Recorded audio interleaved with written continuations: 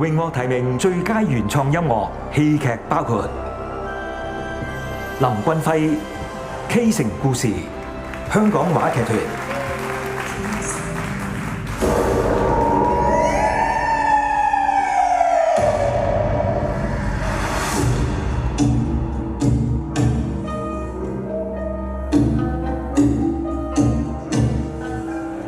林君輝薄家梵歌2025，鄧樹榮戲劇工作室。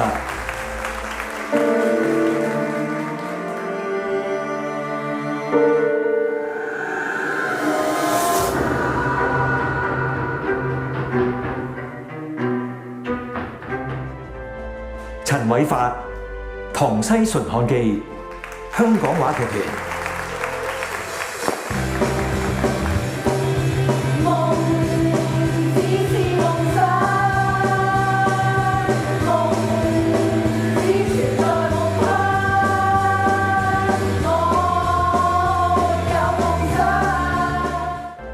黃顯仁《月明星稀2.0》前進戲劇工作坊。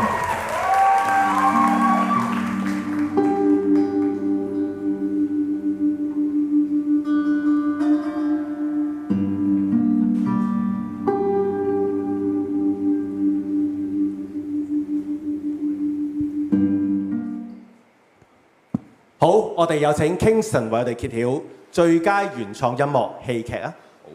第34屆香港舞台劇獎最佳原創音樂戲劇得獎者係陳偉發《唐西純漢記》香港話劇團。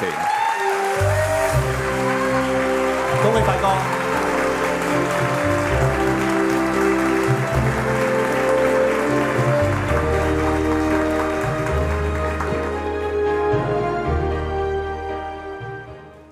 好，我哋一齊影相。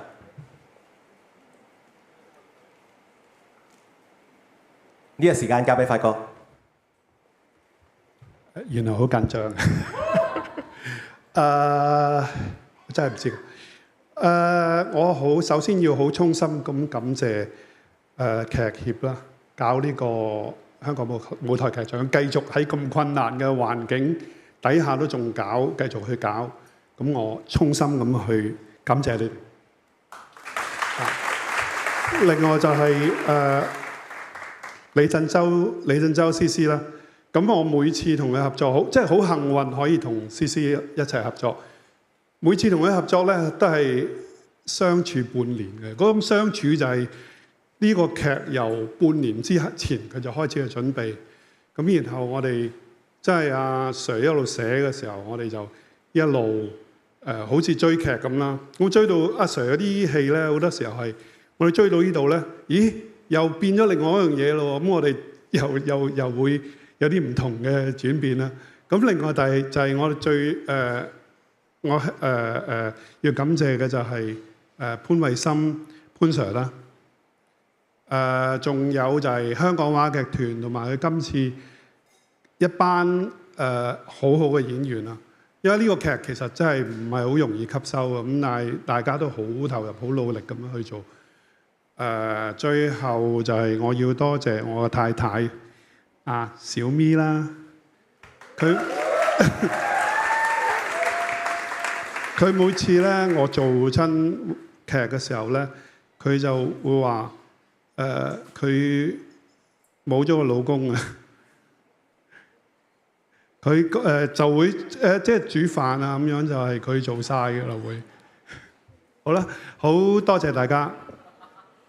再次恭喜阿發。